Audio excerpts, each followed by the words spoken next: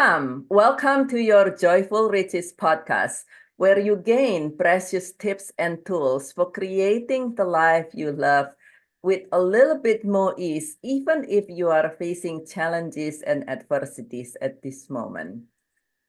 This discussions is delivered alongside with the International Childhood Cancer Charity, where our mission is to empower, in addition to emotionally and physically heal disadvantaged children with cancer globally, one child at a time.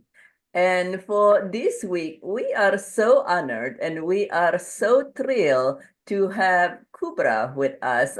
Firstly, please correct me on how to pronounce your name again. And, Okay. and also, would you care to share with us briefly, what is it that you do? Hello, Brigitte. Thank you for having me. It's a real pleasure and honor to be here today with you and with everyone who is listening to us.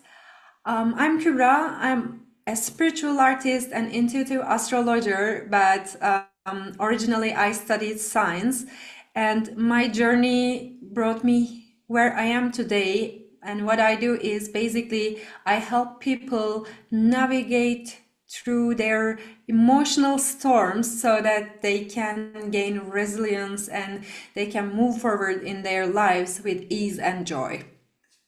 Oh, that is beautiful. And that is so important because we are all goes through emotional storm and a storm in life from time to time, whether it's from cancer because of the economy or anything out there. There's so many things going on in the world, depending on where we live. It might even be the war and other things. And that is an interesting, shall we say, change between science. Yeah. You mentioned you were a scientist. Now, my background is in science, and honestly, being a scientist, then and now, as astrology and intuitive things was not on the forefront. Would you mind sharing how did you go from science to this, or maybe there is a science about this that I need to be aware about? Yeah, it's a very good question, actually. To be honest, I want to confess something first. In the beginning, before I met astrology or energy healing or all this kind of spiritual woo-woo things, I was against it. I was even making fun of this kind of things. So I was an idealist, scientist and scientist candidate before and so on. So my journey started when I had this physical problem, fibromyalgia, and I thought I was paralyzed first, and then I learned that it was just an episode that I had through fibromyalgia. So I was diagnosed with this disease. And then I started searching for something that will help me to feel better. And then I noticed that symptoms were with me since my childhood. And it took me a while to understand and embody the sacred wisdom. And then combining it with science actually made things crystal clear in my heart and mind, because we always feel and believe that science and spirituality against each other, and they are trying to conquer the other one's space. Yet it's the opposite. They collaborate perfectly. And normally I'm a chemist.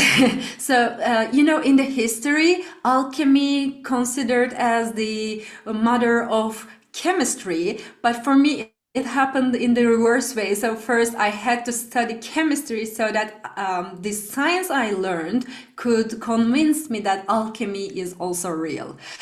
Because where I started searching on the spiritual things was in my nuclear chemistry and quantum chemistry classes. Basically, the subatomical world is way different than the macro world that we are living in. There, you cannot use Newtonian rules, and the detail you see this subatomical world, the more you start feeling like, oh, there are a lot of things we have no idea how it works. So as a scientist, I felt like I should be open-minded. I should try. And if it still seems like something irrelevant, then I don't have to follow it. But I should be open-minded and try it for myself.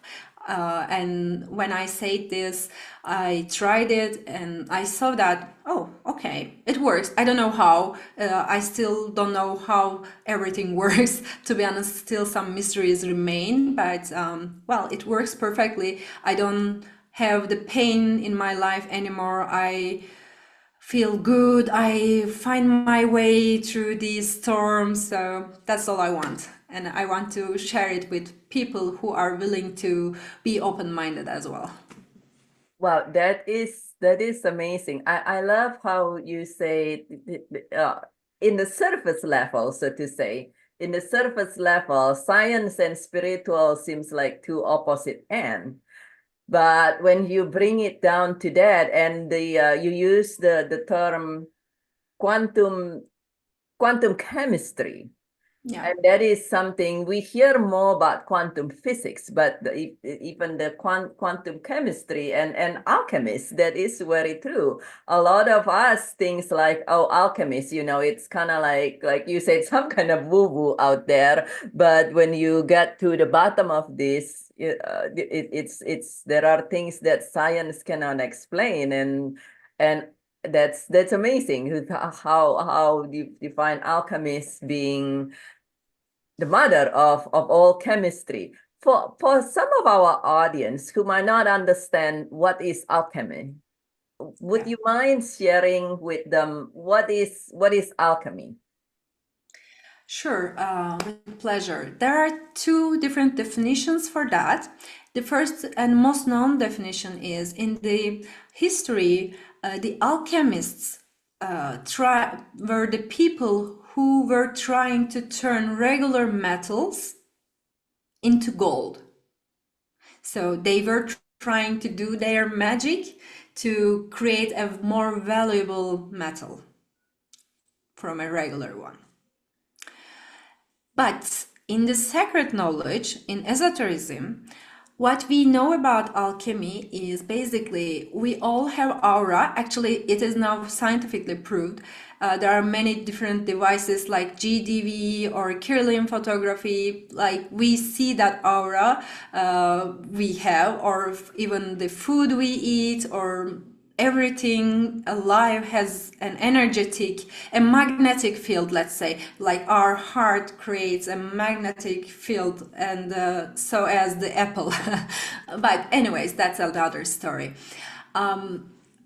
In the sacred knowledge, the definition of alchemy is the aura we have around has several colors, and with your emotional state changes, if it changes, your aura also changes colors. So according to me and people who believe in these esoteric resources, alchemists were not trying to turn metals into gold, but they were trying to change aura's color into a gold color. Because if you can recall in the drawings of Jesus, or some saints, we see that this golden halo above their head. That's also another version of it. Like it's a halo or whatever it is. I'm not sure, but turning it into gold, it means that you are a higher consciousness being, and you elevated your frequency, your energy. So this was what the alchemists were trying to do originally. So really, in the practical way, in the storybook, this in the storybook, the alchemist would the one that we know trying to turn metal, like you said, into gold.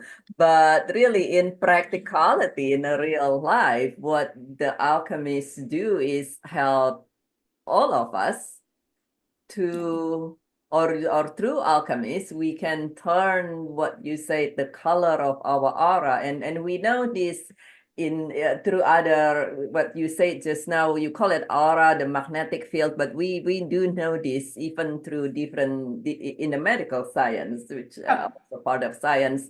There are certain medical branches, so to say, that shows that's like you say, what's going on in your heart exudes out, and it influence people and animal, and I imagine if they can test it on plants all the way across the room as well. And these are EKG studies.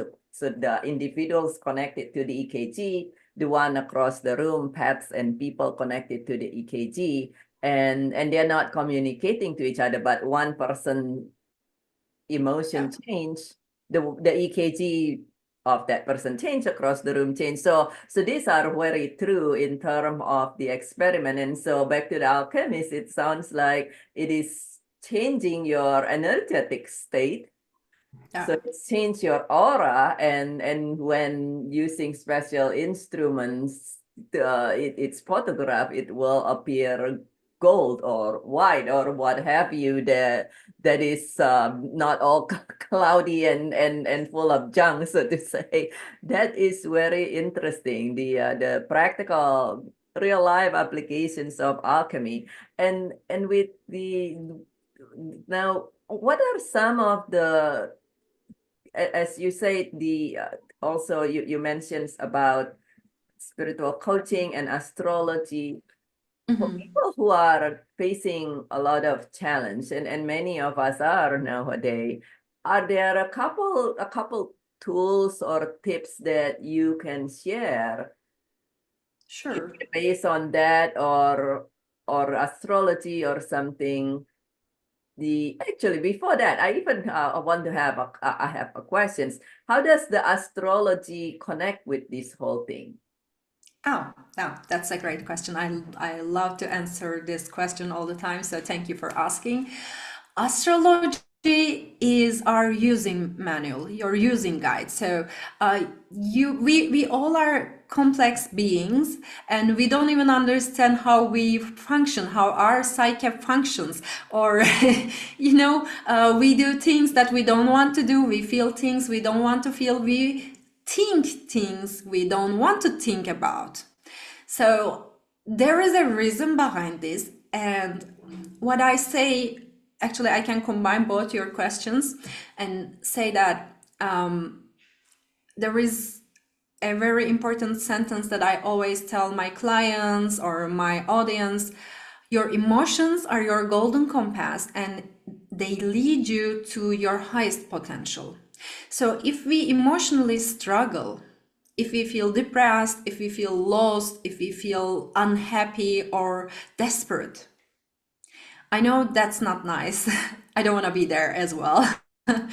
But there is something we can hold on to in during this type of situations. The emotions that are coming out in that moment and make us feel pressured and struggle, they're actually like a pain when you are in labor. So you are giving birth to a new consciousness. And in some philosophies, I love Rumi, if anyone knows him, and in his practices, what he says, each breath, with each inhalation and exhalation, you die and you reborn. And this is so wise and deep because what he actually says is basically each second your consciousness change. And when your consciousness change, your life change, what you manifest into your reality changes. So if we combine this to manifestation here, it is like if you are experiencing a life that is bothering you, that makes you feel struggled and depressed and all these unhappy emotions, unpleasant emotions, just hold on there and remember it is your manifestation. So you have the power to change it. This moment we are living in is basically is a manifestation of our like past thoughts, emotions, and actions, and also beliefs. So if we keep our beliefs at a positive frequency, if we keep our thoughts at a positive frequency, if we keep our emotions and actions at a positive level, then at a point our manifestation, our life changes. I tried it for myself for years, and I know that by heart it works perfectly, and I know it from my clients or my husband or my family and friends as well. I'm sure you also know that, because your expertise is also connected something related to what I said. But I know it is hard when you are in it, but an emotion normally supposed to stay with us only for 90 seconds. And if it stays longer, the emotion turns into feeling, and we store it in our body, in our fascia. So this is where we start having physical problems. For example, we have physiotherapists in our classes giving trainings, and they explain that we might have sometimes, for example, they have three patients with the same like pain in the shoulder, but the same exact point have the same pain, but the reason for three patients is mostly different, because the emotions we store, the experiences we have are different, and it is hard. But knowing that we have the power to change things really help us to get out of the shoes of a victim and own our power. That is beautiful. I love that, and it is very true. The emotions will turn into physical ailments. I see that in many clients, and with me personally, one of the thing was I used to have, talking about the therapy, I used to have neck pain. Oh, me And too. and the neck pain, everybody blame it to an accident that I had long ago, and all sort of thing. And nobody, and I mean nobody. I've tried physical therapy, acupuncture, massage, you name it, it stays. It might improve a little bit for typically a few weeks at the very most, and all those happen. And this was back in the day, but when I have a little different awareness. It's like everything is allopathic medicine science, right? And acupuncture was a little bit too esoteric already back in the day. And so nothing worked. And it's not even like a bone problem. They did multiple x-ray. They just said, oh, you just tense. It's like, well, okay, I got a massage once a week, so how about that? And until I release something in my life, and after I release these situations in my life, I forgot about it until I went back to my old acupuncturist. This is actually in my book. My old acupuncturist said, so what happened to your neck pain? Did it ever want go away? I was like, that neck pain, yes. And she just have a really good laugh, and she said, well, I kind of tried to tell you subtly, but you didn't want to listen. That's amazing. But That's yeah, But I love what you said. So the astrology is kind of like a manual that you go through things, and sometimes we're like, what do we do next? What a lot of time we have this, what do we do next? And is things going to change? And so that is something that is helpful in there, sounds like. That is so beautiful. Now we got to chat briefly before this, and you said you paint, you do painting as well. So are those your paintings behind you? Yeah, those are some of my paintings. This one here, it's a very old one actually. And this one is an unfinished work, but I love them. I love their energy. And well, are you ready for more spiritual and crazy stuff? Absolutely. Okay, perfect then. I've been doing paintings since the age 3 or maybe 2. I don't know. It's from the first time that I was able to hold a pen. I've been doing like drawings and paintings, etc. Because my mom, she's also painting as a hobby, but she's very talented, and I think she encouraged me to do that. So for years, I was always doing paintings in hidden rooms of my home, but I never thought it will turn into something that I'm going to share with the world until uh, 2022. There were two eclipses. I think it was like 25th of October and 8th of November, something like that. And during those the eclipses actually, there were a corridor, a hallway to different realms, let's say. And I noticed that what I'm doing as art, just to just to take out my emotion, just to release emotions, because when I start a painting, I am super tense and I feel this I don't know how to describe such complex emotions. It's like a cocktail, but it's not a nice cocktail that you would like to drink. It's the worst of ever. And I start painting, and in an hour or two, or a night, maybe sometimes, I totally turn into someone new, a brand new Kubra, a brand new emotional state. It's amazing. It's really a different story. But during this eclipses, I started working with a friend, and our studies showed that I was doing the astrological reading, he was doing the meditation. So we combined our works. And then we noticed that what I'm doing with the paintings, it has a ritual, and I was actually doing channelings. So I started working on this, what to understand what it is, how why I do that, why am I doing it.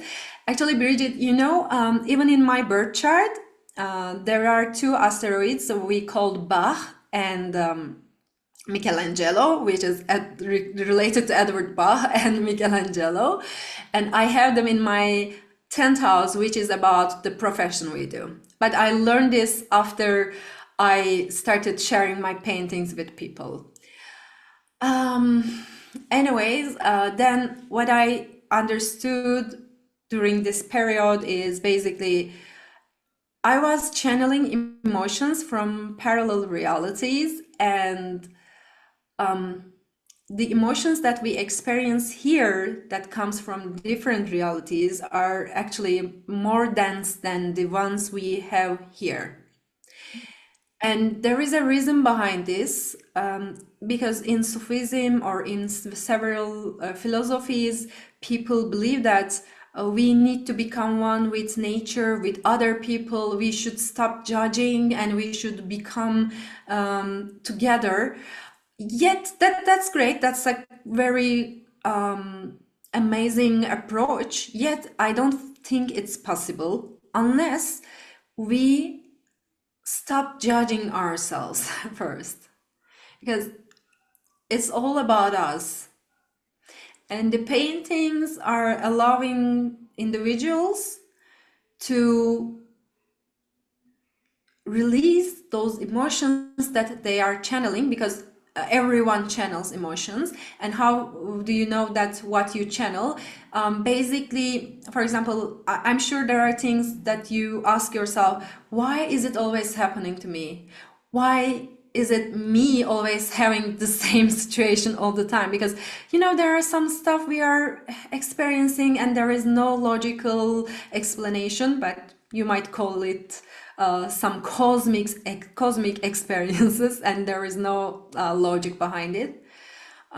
Those kind of repeating things, like the patterns basically, are related with those different timelines and your ability to channel them, because you are a strong being and there are different frequencies, like there are frequencies in the other dimensions that another Bridget experiencing different life scenarios, and some of them has higher frequency than you, some of them has lower frequency than you. So to become one, you need to align with all of them. To align, you need to release the emotions, and paintings help us to do that. For example, the first painting that I share during my therapy sessions, it is about silence that rebirth cycle.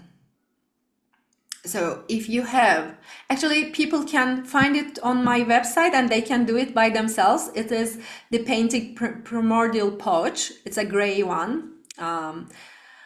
And on the website, all they need to do is clicking the right picture, and there is a Spotify link, because they need to listen to that song when they are meditating with the painting. And in the beginning, my clients see a different image of something. And at the end of the session, they see entirely different painting. But the painting is originally the same. It doesn't change, of course, because the paintings allow people to release their emotions without their mind interferes the process. And when your mind, your memories, they don't interfere your process, your nervous system is not getting active. So you're not getting into fight or flight or freeze mode. And it is where the method becomes more effective, like working with paintings, I mean. Wow, that is fascinating. I love that because, and that's very true. So kind of like the painting take you out of your take us of our mind, in the way that many of us has experience of our mind being trying to analyze everything, so to say, beyond our ability to analyze, and sit there with doubt and our doubt and memories and fears, as you said. And so it is one thing that to help people heal and transform through that. That is beautiful. That is really, really lovely. So what is the painting behind you that's on the wall signifies?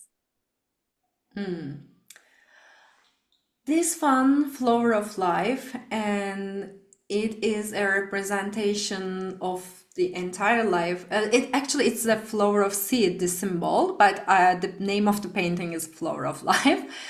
And it is about expansion. So if you have something and if you have difficulty to like expand the effect of the thing, and if you have inner struggles that you are doing more but receiving less, then this painting is about these kind of things. But what I mostly love about this painting, I completed that one in a very long period because I made the base and it remained like this for so long. And at the end, when I felt it was the time for it, I started restarted actually doing it. And it was at the end, when I came to the end of the painting, I noticed that it was also about feeling powerless and not having enough strength to start what your heart is willing to. Hmm. So it is the start of your new existence at the highest level as well. This is what I love about this painting most. Oh, that is beautiful. Thank you. Thank you. It's a pleasure to share those things with you here because I know you know a little bit. It's important for me to be in an environment, especially with kids, has cancer because I also did work on cancer in my previous times, and I think in such situations it's important to navigate our emotions and feel grounded and find meaning why we have this, what to do next, and you know these crazy emotions going wild within us. And And it's I also when it comes to kids and a lot of adults, we hear the term art therapy, and it could be used as guide, but also we know particularly for children, sometimes they don't have, and even with adult, I tend to say I use this freestyle dancing with music and coaching, dance away sadness.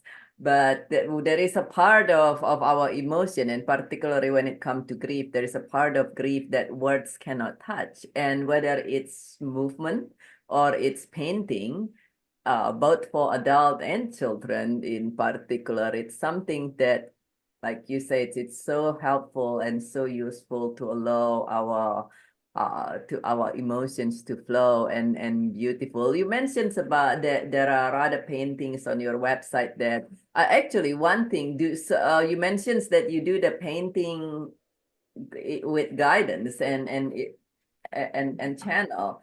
Do some people do that, and people can commissions you to help them to receive their painting? Is it something that you do? Can people commissions you to uh to channel for them and create a painting for them? Yeah, I do that as well.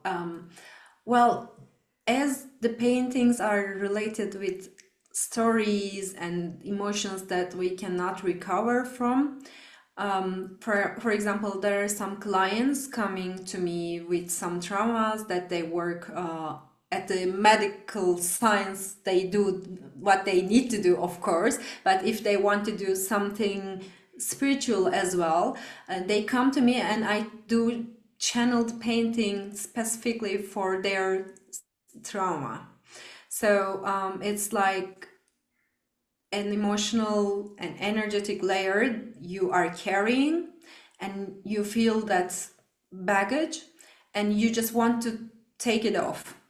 And I'm helping people to take off that baggage and feel free and uplifted with the paintings. And it's a very unique thing to have a painting specifically like channeled for you. That is something beautiful, that it's not very many people who's able to do that. So what a gift it is that you're able to help people. And you mentioned there are other painting in your website, and other information. How do people connect with you? Can they look at your website? Well, how do people connect with you? I'm mostly active on Instagram, so they can message me through Instagram, or there is even a button that they can book a free meeting appointment, like so we can see what they need and if am I a fit for them, if they're a fit for me, because it should be a fit from both sides. And yeah, I'm very easy to reach, to be honest, because like I have the websites for art and for coaching sessions, like coaching practices. I have different websites, but with my name and surname, they can find me through Instagram, Kübra Özgüvenç, and that's it. That's beautiful. That's beautiful. So if you like to learn more about all this wonderful informations, or to help paintings to help you release and take off your baggage, please connect with Cuba. And that is such wonderful conversations. I wish we have many more hours to speak with you. But as we complete our journey today, of our conversations today, do you have one final message for our audience? Yeah. You are not alone. You are taken care of and you are supported and loved. If you don't feel that way, all you need to do is just allowing your emotions to navigate you, because you are loved and taken care of. And I send you lots of love, and I know that by heart, like one day we feel better than the other day and we forget about it. And if you're in a very tough situation, remember that you were in that place before as well, but then things got better, and again things gonna get better.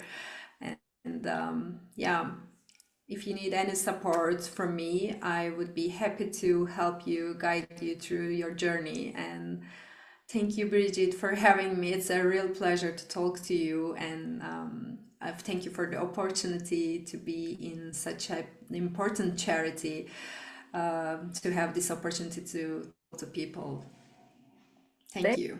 Thank you very much. It's such a beautiful opportunity to learn from you. And yes, I love that. Sometimes we can feel very alone when we are going through things, but the truth is we're not. And sometimes it takes a little extra searching, perhaps, or willingness to reach out.